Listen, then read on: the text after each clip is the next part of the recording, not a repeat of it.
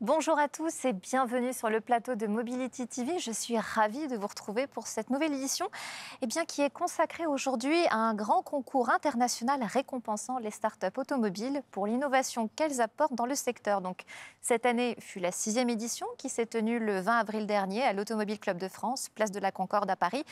Il s'agit du Grand Prix ACF Autotech. Et à ma table, pour en parler, j'ai non seulement deux des 3 lauréats qui ont été nominés, mais également le directeur général. Donc très vite, une introduction pour Justine Bonneau, qui est donc directrice générale de Wedoullo. Bonjour. Bonjour. Et nous avons également à nos côtés Alfred Richard. Vous êtes cofondateur de Nelson Mobility. Bonjour. Bonjour. Bonjour à vous également. Et enfin Richard De Cabrol, qui lui est le directeur général du Grand Prix ACF Autotech. Bonjour Richard De Cabrol. Bonjour. Et ma question, c'est ce concours, il est relativement jeune. Il a tout juste 6 ans. Donc pourquoi l'avoir d'une part créé, mais surtout quel type d'innovation il met en avant ? Alors, en fait, ce concours, effectivement, est assez jeune. Bientôt, il aura accès aux primaires. Et en fait, on l'a créé parce qu'il y avait quelque part un espace laissé vide par tous les concours de mobilité. Mobilité qui s'attaque finalement à l'horizontale de la bicyclette, de la trottinette, jusqu'à l'aviation ou le bateau maritime. Et en fait, nous adressons la verticale de l'automobile en partant de l'usine, même en amont, puisque l'année dernière, c'était quand même une start-up qui extrayait du lithium des eaux. Donc avant même d'arriver dans l'usine qui avait été récompensée, jusqu'en bas de la chaîne de valeur, donc de la fabrication, de la conception, de la commercialisation et de l'usage de l'automobile. Et donc le but de ce Grand Prix, c'est de récompenser 2 à 3 startups par an, puisque c'est 2 prix plus une mention, donc une mention qui peut être accumulée sur l'un des 2 prix, et 6 startups finalistes, parce qu'en fait on est aujourd'hui assez fiers des 6 finalistes, puisque depuis le début du Grand Prix, aucune n'a fait faillite, alors que généralement dans le monde de la startup, 90% des sociétés disparaissent. Est-ce qu'il y a un cahier des charges bien précis pour pouvoir sélectionner les vainqueurs ou les lauréats ? Alors, il y a des critères qui touchent à la technicité du produit, à l'originalité du produit. Est-ce que la start-up s'est bien positionnée dans son business et par rapport à sa concurrence ? Il y a aussi un critère d'âge. On ne veut pas de start-up qui datent de plus de 10 ans. Bientôt, certaines start-up auront le même âge que le concours. C'est beau de se le dire. Et aussi, bien entendu, si cette start-up a besoin de nous ou pas. On veut vraiment être utile à ces start-up. Et donc, la start-up qui arrive devant nous et qui dit « Taillot, j'ai levé 50 millions d'euros », on dit « Merci, au revoir, on ne veut pas de vous ». C'est déjà arrivé. Ah oui, bon. Écoutez, on saura... Mais on vous aime bien quand même. Nous sommes prévenus. Je vais maintenant poser une question à vous deux. Justine Bonneau, Alfred Richard. Qu'est-ce qui vous a poussé à participer à ce concours ? On va commencer par vous, Justine. Alors nous, en fait, on a commencé à travailler dans le secteur de l'optimisation d'applications logicielles en travaillant à l'époque, il y a quelques années, pour un constructeur de véhicules. Et c'est donc, je pense, il y a 6-7 ans. Et à ce moment-là, c'est là qu'on a détecté en fait, le besoin pour notre innovation. Et forcément, c'était une évidence de retourner sur ce secteur qui est pour nous l'un de nos secteurs prioritaires. Donc avoir la récompense et la reconnaissance de ce concours, c'est essentiel pour nous parce que c'est évalué par des grands en fait, du monde automobile. Bien sûr. Et donc pour nous, c'était vraiment nous challenger sur ce secteur qui est vraiment important pour Wedoullo. Est-ce que vous pouvez justement nous rappeler en quelques mots en quoi consiste Wedoullo ? Alors nous, ce qu'on propose, c'est un outil logiciel à destination des développeurs qui conçoivent les applications logicielles qui sont embarquées, donc, par exemple, dans les véhicules. Et là, il y en a énormément. Donc, on peut penser à du filtrage de signal pour pouvoir vous indiquer si l'un de vos pneus est sous-gonflé ou non. Mais tout ce qui est conduite, aide à la conduite et véhicule autonome demain, tout ça, en fait, a besoin de logiciels. Et notre objectif, c'est d'aider les développeurs de ces applications logicielles pour faire en sorte qu'elles consomment le moins d'énergie possible, qu'elles s'exécutent le plus rapidement et qu'elles prennent le moins de place possible sur le processeur qu'on va mettre dans le véhicule. Alfred Richard, qu'est-ce qui vous a poussé à faire ce concours et évidemment, est-ce que vous pouvez aussi nous rappeler en quoi consiste Nelson Mobility ? Nous, on a monté notre boîte il y a 8 mois seulement, donc évidemment, il y a un besoin d'être légitime dans un nouvel écosystème et on travaille un peu au milieu entre l'énergie et le transport, puisque nous, on vient plutôt du secteur de l'énergie, en tout cas de formation. Moi, je suis ingénieur de formation et on est même 4 ingénieurs dans les fondateurs, avec un petit background business à côté. Donc, D'accord. nécessairement, on avait de la tech et de l'énergie au cœur de notre secteur, avec une volonté d'accompagner la recharge et l'énergie des véhicules électriques qui arrivent sur le marché. Mais en prenant un peu de recul, il y a besoin d'aide dans la conversion de l'essence à l'électricité. Et c'est comme ça qu'on a créé Nelson pour accompagner les flottes d'entreprises dans leur électrification. Et à partir du moment où on aide les flottes plutôt que l'énergie directement, eh bien, il faut gagner en légitimité Bien sûr. sur le monde de l'automobile. Mhm. Et ça implique d'être visible aux yeux de ces acteurs-là, d'être reconnu, que ces acteurs comprennent notre positionnement. Parce qu'on est articulé au milieu des leasers automobiles, des constructeurs, des vendeurs de voitures, des concessionnaires, des gestionnaires de parcs. Et on s'adresse directement aux grandes flottes pour les accompagner avec notre solution logicielle, d'où l'intérêt de ce Grand Prix à nos yeux, de découvrir et mettre un pied dans la porte dans ce métier et de continuer à participer à cette conciliation future entre énergie et transport. Alors justement, par rapport à la visibilité que ce Grand Prix apporte, Richard de Cabrol, vu que c'est un prix qu'il a aussi quand même récent, donc je rappelle 6 ans, c'est rien du tout à l'échelle d'une vie ou de très autres Grands Prix. Est-ce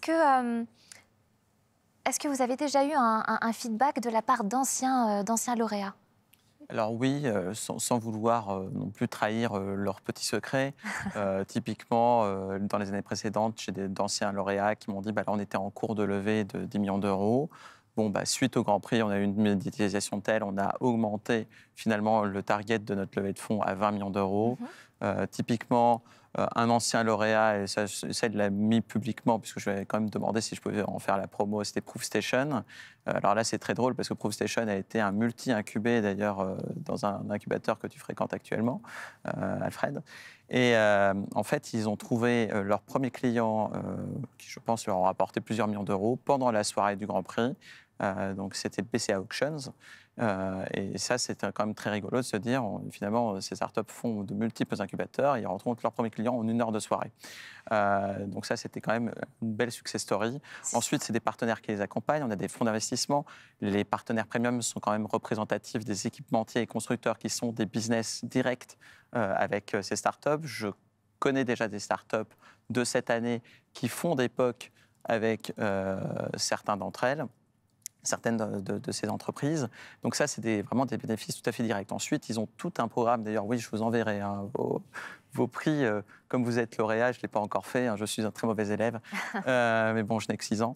Et à partir de là, c'est tout un programme, j'ai envie de dire, d'incubation, mais sans lieu physique, finalement, puisque les partenaires vont les accompagner pour les aider à structurer des business plans, à lever des fonds, à peut-être passer par des plateformes de crowdfunding, à structurer leur approche de l'international aussi, avec Forvia et le Forum francophone des affaires, puisqu'eux, ils exportent en parlant en francophonie. Et c'est tout un package comme ça qu'on leur donne et qui leur sont très utiles. Chaque année, on essaie de l'optimiser, on retire ce qui ne sert à rien, on rajoute des choses qui sont plus utiles pour elles, toujours dans un but de ne pas leur prendre de temps et finalement de leur en donner.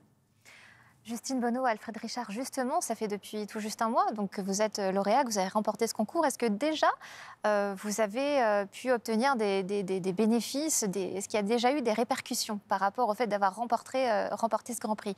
On va commencer par vous, Justine. Alors oui, en effet, donc, on a pu directement faire du business à la suite de ce concours. Donc là, c'est du très concret pour nous parce que un concours qui rapporte des clients réellement et des partenaires, ça a vraiment de la valeur. C'est très rare d'ailleurs.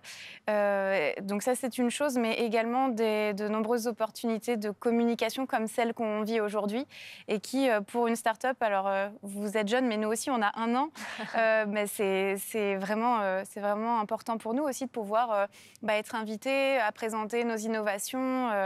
Donc des belles opportunités pour nous déjà. Alfred Richard? Oui, en fait, c'est assez intéressant. Je trouve qu'après ce type d'événement, il y a toujours quelque chose qu'on n'est pas forcément capable de mesurer, un ROI immédiat sur toute la valeur que ça aura pour Nelson. Et donc, nous, typiquement, il y a souvent pas mal de succès qui se présentent. Donc, ça nous donne une fenêtre de tir qui s'élargit de plus en plus, au travers de laquelle on a de la visibilité. J'espère que ça aura des impacts immédiats et des conversions assez concrètes. Il y a eu quelques trucs très particuliers qui se sont présentés suite au pitch et suite au concours. Donc, c'est un sujet en particulier, mais plus il est précis, plus il est bien timé et mieux est le positionnement pour nous, plus c'est intéressant. Donc parfois, c'est beaucoup plus sympa pour nous d'en avoir un particulièrement chouette et ensuite de réfléchir à des horizons un peu plus long-termistes. d'autant qu'il y a souvent d'autres événements qui ont lieu. Donc il y a une grosse fenêtre où nous, typiquement, là, sur tout le début du printemps et la fin de l'hiver, on a eu une grosse fenêtre de visibilité.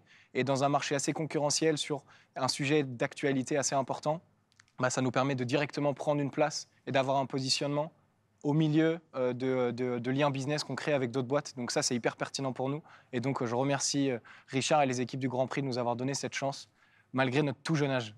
Et un très beau trophée. Et un très beau trophée en attente, visiblement. Un volant Mario Kart, c'est top. Le trophée, on l'a déjà. Bon, il a été livré. Oui, oui. Alors justement, Richard de Cabrol, visiblement, cela apporte donc à la fois beaucoup de visibilité, beaucoup de bien justement à ces nouvelles startups. Quel sentiment, est-ce que cela vous donne pleinement satisfaction? Alors, pour parler dans les termes des organisateurs du Grand Prix, donc il y a 2 organisateurs. Il y a d'une part l'Automobile Club de France et d'autre part ESSEC Alumni. Et les 2 sont extrêmement satisfaits. L'une des missions de l'Automobile Club de France, c'est de promouvoir l'automobile sous toutes ses formes. Donc, quelque part aussi, ce Grand Prix, puisqu'on est axé sur la verticale automobile, c'est de dire, d'accord, il y a l'innovation en mobilité, mais ça ne veut pas dire que l'automobile est morte. Et au contraire, l'innovation bénéficie à l'automobile et aux automobilistes. Et d'autre part, ESSEC Alumni est une entité du groupe ESSEC qui est très aussi impliquée dans l'innovation et dans l'entrepreneuriat. Et c'est vrai que porter ce concours, en plus de tous les secteurs dans lesquels ESSEC est présent, peut-être un peu moins technologique que l'automobile, c'est une corde de plus à l'arc entrepreneuriat de cette école pour lequel ils sont extrêmement satisfaits du rayonnement qui est croissant fait année après année. Ça, c'est certain. Et comment pouvez-vous interpréter ou traduire le fait que cette année, sur nos 3 finalistes, nos 3 lauréats, eh bien, 2 sur les 3 étaient français, sont français?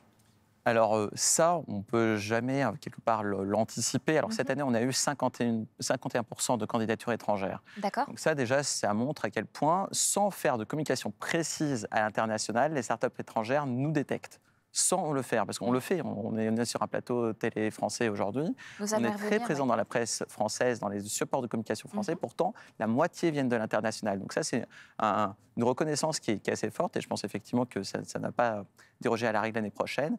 Et manifestement, malgré ça, on a 5 sur 6 qui étaient françaises en finale cette année, même si finalement c'est une américaine qui a remporté le Grand Prix. Oui. Donc le prix des startups les plus développées. Donc il y a 2 messages derrière ça. C'est déjà à ceux qui nous demandent souvent de créer un prix, finalement, un prix autochtone français pour finalement protéger, faire une réserve naturelle de start-up françaises. Protéger des start-up étrangères, ça ne sert à rien. Nous sommes clairement plus compétitifs par rapport à elles.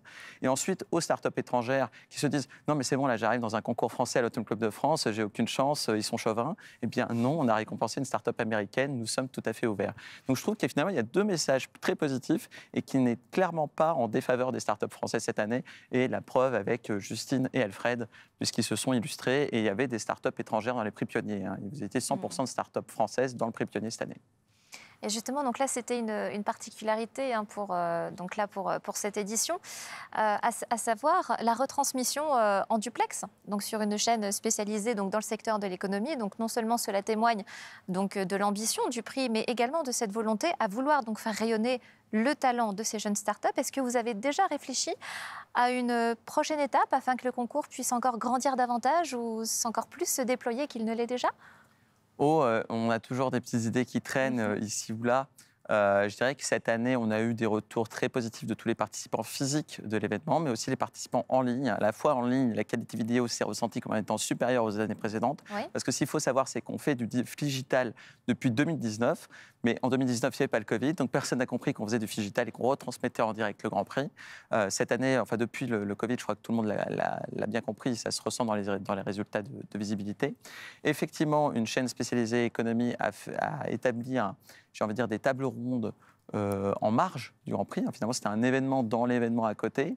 La prochaine étape, c'est peut-être justement que ce soit notre événement qui est aujourd'hui, je pense, devenu presque un divertissement, qui soit lui-même retransmis sur une grande chaîne qui voudrait pourquoi pas prendre les droits, enfin une grande chaîne à taille raisonnable, mais en tout cas un média de taille équivalent à celui qui était avec nous. Mais effectivement, je pense que l'événement lui-même mérite à être connu. C'est un divertissement, c'est enrichissant. On ne fait autant pas perdre le temps des startups sur place que le temps du public, puisque finalement on ne fait intervenir que les startups, c'est une originalité du Grand Prix. Aucun officiel n'intervient, sauf les organisateurs qui accueillent en 1 minute 30 au début. Ensuite, c'est que les startups qui ont la scène. On ne donne la parole à personne d'autre. Et du coup, ça fait un événement qui est dynamique, rapide et intéressant et enrichissant, puisque en plus, notre animateur est très drôle.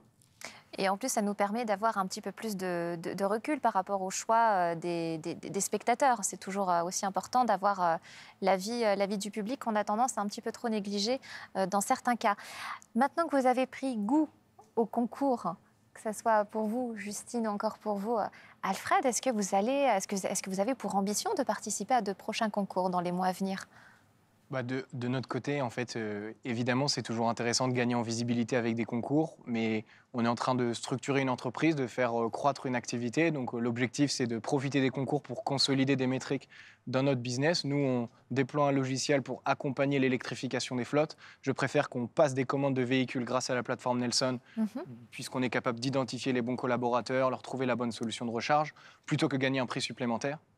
Disons, donc finalement, c'est toujours à nous de correctement arbitrer. Le jeu de l'entrepreneur, c'est de prioriser, semble-t-il. Et donc, voilà, nous, on doit consolider des métriques business à partir des retours qu'on a aujourd'hui. Donc, il y a des temps pour tout. Quand on arrive à un peu être multi-casquette, c'est génial. Mais là, le gros de notre activité, c'est quand même de structurer notre entreprise et donc de consolider nos métriques et déployer nos offres. Très bien. Pour vous, Justine ? Eh bien, alors déjà, oui, j'aimerais beaucoup recandidater dans quelques années pour le Grand Prix, cette fois-ci. Par contre, je suis assez d'accord, en fait, on est bien occupé et on préfère avoir des clients également plutôt que de gagner des concours, d'autant plus que, comme je le disais précédemment, c'est quand même assez rare d'avoir des vrais impacts business à l'issue d'un concours. Donc, il faut les sélectionner vraiment de façon parcimonieuse, je pense.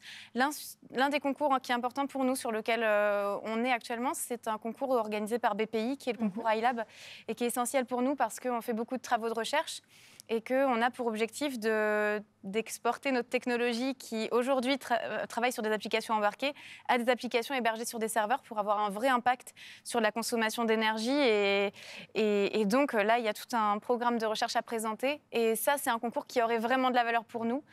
Mais voilà, on les regarde, on vérifie l'intérêt qu'ils peuvent avoir avant de se lancer dans un dossier. Ils sont de typologies tellement variées, tous ces concours. Il y en a qui résonnent beaucoup plus dans l'écosystème tech, d'autres beaucoup plus dans l'écosystème sectoriel dans lequel on travaille, et d'autres qui sont des sujets beaucoup plus long terme dans lesquels il y a des gros projets de financement à côté. Et donc, c'est là que la France est un superbe terrain de jeu aussi pour entreprendre, via des subventions, via des concours, via des prix. Et en fait, tout ça, c'est qu'il y a des partenaires qui veulent créer des synergies et faire confiance à des entrepreneurs. Donc, c'est à l'image de quelque chose qui est en belle ébullition. Et on n'a rien à envier à pas mal d'autres pays. Et c'est ce que Richard évoquait. Je pense que ça justifie aussi le fait qu'on ait des entrepreneurs ambitieux. En tout cas, on essaye de l'être. Richard de Cabrol, donc déjà, après la 6e, logiquement, la 7e édition, est-ce qu'elle est déjà en cours de préparation ? Bien oui.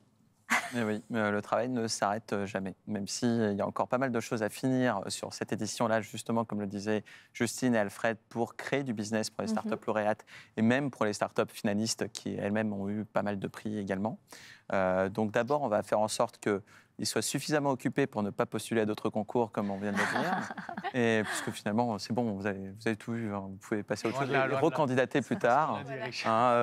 Les autres concours, aucun intérêt. Et donc à partir de là, oui, on va certainement reparler aux partenaires, revoir un peu ce qui n'allait pas, faire le feedback de ce qui ne fonctionnait pas, pour toujours finalement donner plus aux startups. Et donc, pour le côté pratico-pratique, quand aura lieu la prochaine édition ? Et surtout, si on souhaite participer, eh bien, comment s'inscrire ? Alors, le 24 avril 2024, alors on n'a pas fait exprès, c'est juste que c'était un mercredi, on s'est dit peut-être que cette fois-ci, on va éviter les grèves, peut-être que les gens ne prendront pas le train le jeudi matin. Voilà, c'est simplement cette réflexion. À 18h30, à l'Automne Club de France, donc soit en physique, soit en ligne pour les spectateurs. Pour candidater, ça sera octobre 2023, comme chaque année, le mois d'octobre précédent. Le Grand Prix. La fin des candidatures durant le mois de novembre, et la date sera diffusée le jour où on sera prêt à lancer le Grand Prix. Mais fin novembre, la clôture des candidatures aura lieu. Et donc, à partir de là, le processus de sélection habituel, la demi-finale, notre Grand Prix Nodar qui viendra dans le jury. Donc, on va trouver un moyen intelligent de lui faire comprendre les pitchs tout en gardant l'esprit français de cet événement, puisque ça, c'est un petit défi.